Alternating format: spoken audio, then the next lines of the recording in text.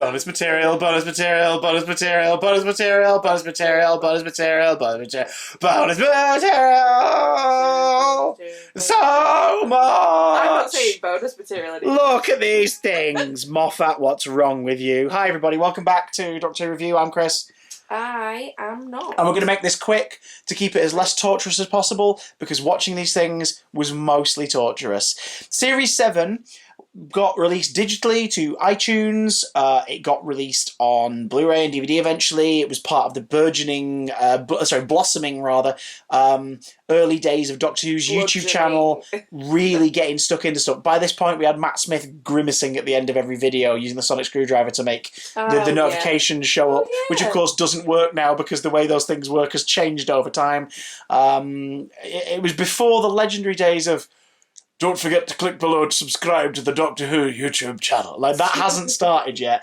But there's a lot of stuff going to YouTube specifically. There was stuff coming out as digital pre-order bonuses for the iTunes version of the show. And then there's, of course, shorts on the home release. We're going to talk about them all really quickly. Some of them in order, some of them not. Series 7A and Series 7B. Boom! So the first one is the Doctor, the Widow and the Wardrobe prequel. I'm just going to read my little synopsis here and let's say any thoughts we have about them, okay? Okay. The Doctor is hiding on an exploding ship and sending Amy a voicemail to have her pilot the TARDIS to him before remembering she's not part of the TARDIS anymore. He wishes her Merry Christmas before the ship explodes. I can't remember where this was shown. I can't remember if it was like Children in Need or on the Red Button. But it's kind of a nice little precursor to Doctor Widow and the Wardrobe. It just sets up what he's up to. Because obviously that story starts with like Claire Skinner's character finding this spaceman in a crater in a field. That's true. So this prequel's just a neat little, quickly shot, low budget thing to set up. Yeah, here's what was going on with him. Here's what was happening on that spaceship. It's kind of cute, and I like the idea that he obviously feels like he might die, so he calls Amy. And it's like, that's sweet. He's obviously missing them a bit. What's stopping the Doctor from ringing Amy and Rory? Oh, this is before they die. Yeah, but like when they die, what stops them? Nothing. Don't think about it. Moffat doesn't want you to think about it. Okay. Hey, you know how Bolivar Trask is a really tall African American guy in X-Men 3, but then he's Peter Dinklage in the 70s in Days of Future Past? Don't think about it. Fox didn't think about it. They don't want you to think about it. Okay. That one was fine. I quite like that one. Short and sweet, to the point. Prequel to Asylum of the Daleks. The Doctor eats his scone incorrectly in a cafe. Do you remember? He puts the doesn't he just like put the jam and the cream on top of the scone without cutting it in half or something? It's really weird. That's a crime. If that's true, that's a crime. Well, do you remember this? He was in a cafe. Now that gives me the ick. Do you remember he was in a cafe and he sees this hooded person like looking at him from across the tables, and then everyone else disappears, and it's like, what is this? The Magnus Archives? And then he's really in a dream, being manipulated by a hooded stranger imploring him to visit Skaro. And it's sort of played like a nightmare, and he's in like a creepy thing. It's a precursor, basically setting up the communication he's received to go and investigate, which we then see sort of properly played out in Asylum of the Daleks when he's inside a giant Dalek statue on Skaro, and the lady who's like, "You've got to come help me and save this person or whatever, my daughter or whatever it is," and she's actually a Dalek Robo Man with a plunger, Stay away from my daughter. with a plunger in her hand and a eye stalk coming out of her head. I like the idea of them experimenting, but it's weird because like it's part of the whole Asylum of the Daleks weird package of this is about hallucinations and stuff, and it's like, why? What? Why is this? What? I don't understand. The Making of the Gunslinger.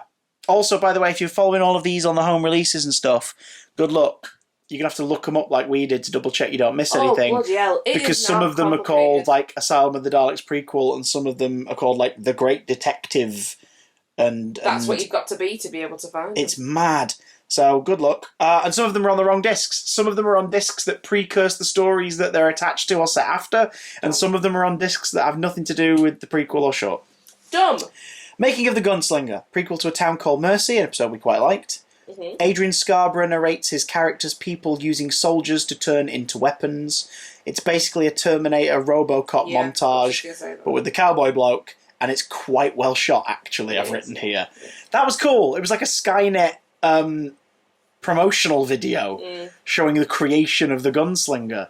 doesn't really lead into the cowboy thing too much, which makes sense because they wouldn't be dressed as cowboys back then. No. But I believe the actor we see playing the soldier who gets converted is the actor who portrayed the gunslinger. So it's cool to get to see him without the prosthetics on his face and the the fake skin all over his body and stuff. Yeah. And it shows kind of how cold. What was he called? Was it Jex or something? I can't remember his name now. It goes to show how cold they'd kind of become in just like being, this person will work fine. And it's like this person who we're about to mutilate and turn into a drone, basically a walking tank, will do fine. Like it adds to the coldness of what they were doing, and really sells Adrian Scarborough's character's villainy in that episode. Before, of course, he kind of has a bit of a change of heart before the end and realises that the best thing he can do at this point is take himself off the table. Yeah. Then we get one of 3 prequels to the Snowmen. 3! The first is Vastra Investigates. We basically learn about Vastra's setup working alongside Scotland Yard and how she was awoken from her hibernation by the extension of the London Underground. Policeman is more confused that she's a lesbian. Which is kind of weirdly... I don't hate that joke in that short, because the gag is more that he's completely used to her being a lizard because he's obviously just accepted it by now. Do you know what I mean? And it's more just like the Victorian morals of she has a wife is the thing that is like, he can't get his head around, and yet he can somehow get... It's a commentary on bigoted morons, basically. Like, it's a commentary on people not being able to get past their prejudices around other people's sexuality and not realising it's none of their frickin' business. Yeah. Because he accepts she's a lizard, but not that she's a lesbian. But it also finally gives us a bit of an explanation as to what Vastra's deal is. There's an extension to the London Underground happening, presumably in Victorian times. It awoke her specifically, or part of a Silurian, clan that were hibernating at the surface, and the Doctor obviously saved the day, sorted things out, and they became friends. So... It's cute. Cool. It's sort of an unseen adventure, implied thanks to last series finale and everything, last series, mid-series finale, and everything, that it's the 11th Doctor who's had all these adventures, but it could be any incarnation for all we know. Mm. Then again, the 11th Doctor's the one who sees the Silurians in Series 5 and is like, oh, it must be a different gene pool from the ones I've seen before. Yeah. So, presumably, the 11th Doctor's had lots of adventures. And considering in Series 6 he's 1,200 years old, like Silencio, he's obviously done a lot. So, sure. Then we have The Great Detective. This was a Children in Need short. This played during Children in Need 2012 as a preview of The Snowmen. Mark Gatiss narrates in a Scottish accent. The Paternoster gang try to encourage their mysterious 4th member, a grieving and grumpy doctor, to join their latest cases. Do you remember they're just trying to get him, telling him all these mysteries they're investigating, and he's not listening. And it was just a preview to the audience at the time to let you know that since losing Amy and Rory, the Doctor has become a recluse and a hermit and a grumpy bugger. It's quite funny though, because they make up random things. Yeah, just to try and get him excited, it doesn't really work. Old lady down the road is... her head's blown up or something. I can't remember. Yeah. That was fine. That was cute. It was a nice little tide over till Christmas to get you excited for the Christmas story. And then the final prequel to The Snowmen, The Battle of Demons Run 2 days later, which is a prequel to The Snowmen and a mini-sequel to A Good Man Goes to War. We learn how Strax recovered and joined Jenny and Vastra. I wrote here, cute but pointless, feels like the opening scene of a lost pilot for the Paternoster gang. Yeah. Which we talked about a lot this series, how the Crimson Horror is clearly meant to be a backdoor pilot to be like, no, seriously, can we have a show about these guys? And the result is us all viewers going, yeah, can we? That would be great. And we never got it. It's cute, it's fine, it's nice. Because obviously the last time we saw Strax prior to the Snowmen, he was dead. Yeah. So this is a confirmation of, no, he was brought back from the brink of death at the last minute by these two, and they nursed him, and then he joined them. Right, Series 7B. Bells of St. John. The Doctor chats to a savvy young girl whilst they have a swing on the playground. He's looking for the woman he's lost twice, not knowing that the young girl is Clara herself. It's kind of sweet. It's a sweet little prequel. It shows once again that Matt Smith works brilliantly with child actors. If the child characters are not written to be bored people on a moon space theme park. Are you sure we've not talked about these before? We've not talked about these before. It's just we watched them a long time ago in a galaxy far, far away. This one was cute, right? Yeah, I question why the mum is like, "Hello, strange man, talking to my child." I guess because if it looks like they're just having a nice natter, she's not going to go, what's going on here then? She might be thinking that at the back of her head as a mother, being protective of her kid. But if it looks like they're just having a nice conversation, she's going to approach it with like, oh, hello, what was that about then? Do you know what I mean? Like, I don't immediately assume that every person talking to a child is planning to do horrid things to that child. But you have to be prepared. You have to be prepared. Oh, yeah, because she's just going to find somewhere to type those in. You have to be prepared, obviously, that there might be some horrible intent. But chances are it is just your kids talk to this person and this person's having a conversation back to them. Like, do you know what I mean? And he is so good opposite child actors that, like, it's just another way for them to showcase how good the 11th Doctor is with kids. And I like the whole thing of, like, he didn't realise it was Clara. Like, it builds you up the idea that by the Bells of St. John, he's gone into this, like, monk state in this, like, hideout just to try and think about everything because he's had no leads and he's not been able to find another version of it yet. Mm. And it turns out, actually, he was really close and he didn't realise it. Like, that's kind of funny. Then we skip to the end of the series, Clarence and the Whispermen. Prequel to The Name of the Doctor. A prisoner, Clarence, is tormented by sharp-toothed Victorian gentlemen who whisper with their mouths open and they sound rubbish, I've written here. Because obviously the Name of the Doctor opens with Vastra being like, right, you're a horrid murderer. Yes, but I know about the Doctor. Oh, go to Trenzalore. And it's like, go to Trenzalore. Bleh. But like the Whispermen are hanging outside Vastra's house. Could they not have like shown up and intimidated? Because that's the whole thing. They want the Doctor to know about Trenzalore to lure him there. That's why they want to do it. Yeah. So why do it through this like 12-step program? Do you know what I mean? Like, I don't know. He said, she said, he said. So here we're now into the weird little bonus stuff that was released like on YouTube and the DVDs and everything. A promo prequel thing full of hints and props of the Series 7B stories in the set dressing, including the naked Ice Warrior puppet riding the hoverbike from Rings of Acca 10.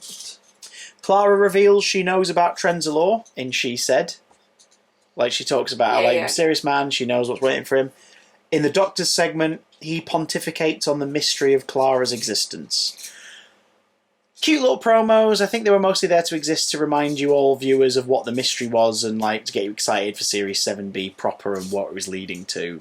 Proper. Most impressive thing about it is how in Jenna Coleman's short and Matt Smith's short, respectively, Matt Smith and Jenna Coleman remain perfectly still and don't move. Mm. I'm just watching those shots going, how the hell are you doing that? Because they're in the frame with the other actor. So they're not just like locked off in a visual. It's the actor just stood there. And I'm like, God, you two are good at this. The Inforarium. Continuing the Series 6-7 mini arc, the Doctor is removing info about himself from everywhere, including somewhere known as the Inforarium. The man in charge is stuck in a memory wipe time loop to stop him selling information about the Doctor to the Daleks, etc. So we learn how some species have learned about him again, even though he's been like trying to make it seem like he's dead and gone. Mm. Because apparently this place, someone here, presumably this man, has been selling info off to bidders who want to know more. So the Doctor has like trapped him in a time loop forever where he's talking to a hologram of the Doctor who's having a cup of tea and just looks like they've not put enough hologram filter effects on it, so it just looks like a blue filtered Matt Smith from the legs up sticking out of a table. It's really weird. But it's also kind of cruel. Yeah, very. Like, if the Doctor can do that, surely he could just, I don't know, hack into the Inforarium and destroy the information about himself contained wherein. Weird. Weird, unnecessary. And also weird that they're using the DVD short films to go, oh shoot, yeah, he's trying to like erase all knowledge of him in the universe, isn't he? We should probably say something about that because we didn't say it in the main show. Weird. Very weird. Clara and the TARDIS. Here's what I've written. Clara learns about the Doctor's past history with companions from a TARDIS who wants to mess with her. Multiple Claras / Moffat's boner ensues. So Jenna Coleman gets to act all by herself and then opposite herself in a scene where she's like gone to the bathroom or whatever, like at night or, you know, when she's going to bed, and she can't find her way back to her bedroom, and the TARDIS is obviously not helping and is purposefully like leading her in different directions. It happily shows her other people who've travelled. She makes a comment about Karen Gillan's legs that translates as something that Stephen Moffat probably made about Karen Gillan's legs in a stage direction. Gross. And then there's multiple Claras implying she's gone in circles so much that like Claras from 5 minutes later are now there, and Claras from 2 hours later are there still looking, and they're all getting more desperate and annoyed and stressed. Funny gag, but two of them go, how do we feel? We're having to share a bed. And then they look at each other in a way that implies that they are so into that idea. And it's like, Moffat, couple this with the comic relief sketches from the previous year. This is previous year but one. This is the second time you've had the then female companion, co-lead of the show, have a double of themselves there that implies that they want to or have slept with the other one. Bit of a fetish showing here, Moffat. I don't even want to see. Like, I think I've said it before. I don't even want to see me from another angle, let alone sleep with one. I mean, to be fair, you'd know what makes you tick, but at the same time, you wouldn't be talking about it in a kids' show. Anyway, moving on. And lastly, short, sweet, kind of pointless, but I didn't hate it. Felt like it could have been a bit longer, especially because you've got these two actors and it's mostly dialogue-led and you could have just done more with them. Rain Gods.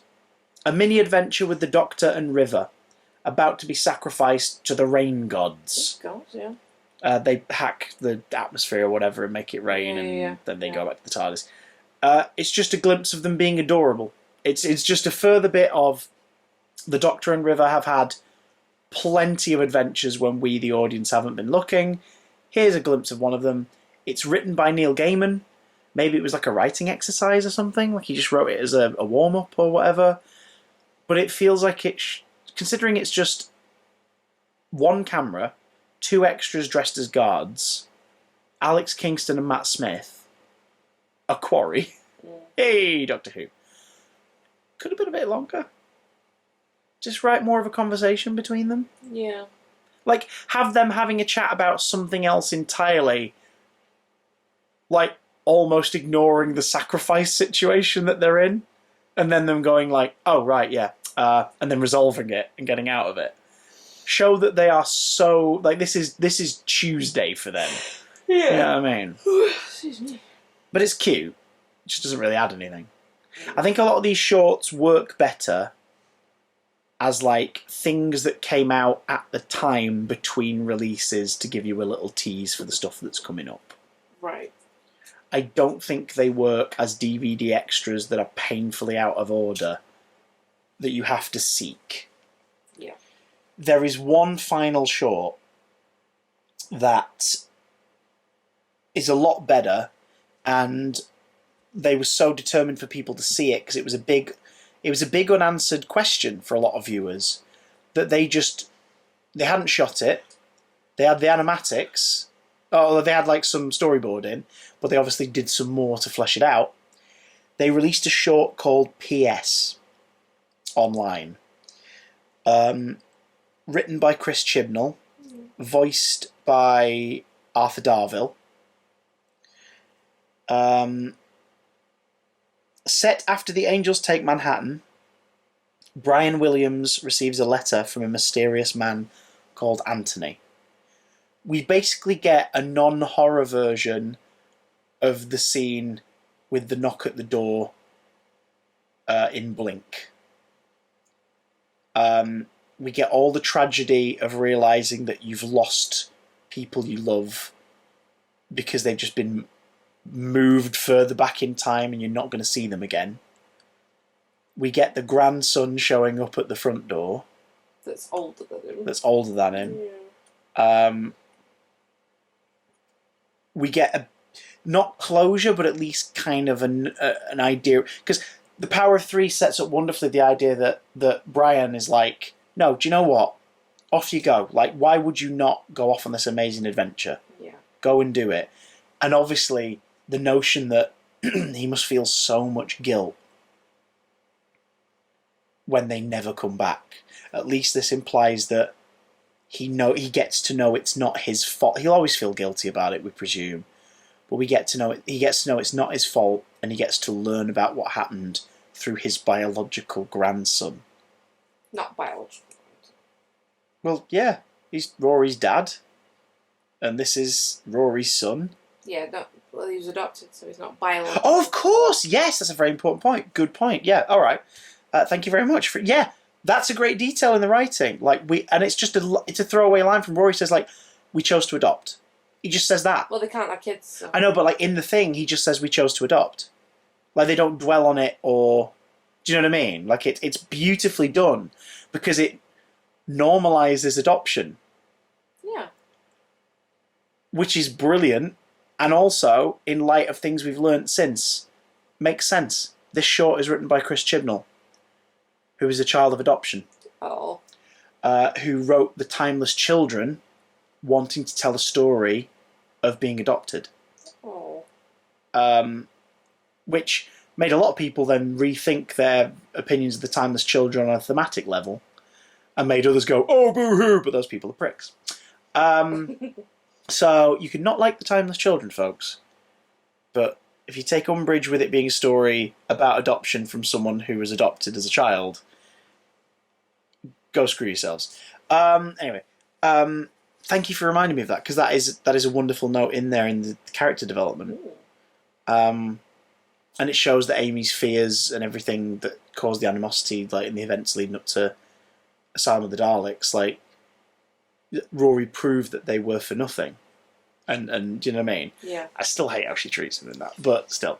We won't get into that, because go back and watch our Asylum of the Daleks thing. We have a very, very healthy debate on how that is powerful but maybe misconstrued, and how the two of us read it a different way, and it's pretty good stuff, actually. See, you can debate and not get into an argument. But we did. It was quite violent. Yeah, off camera.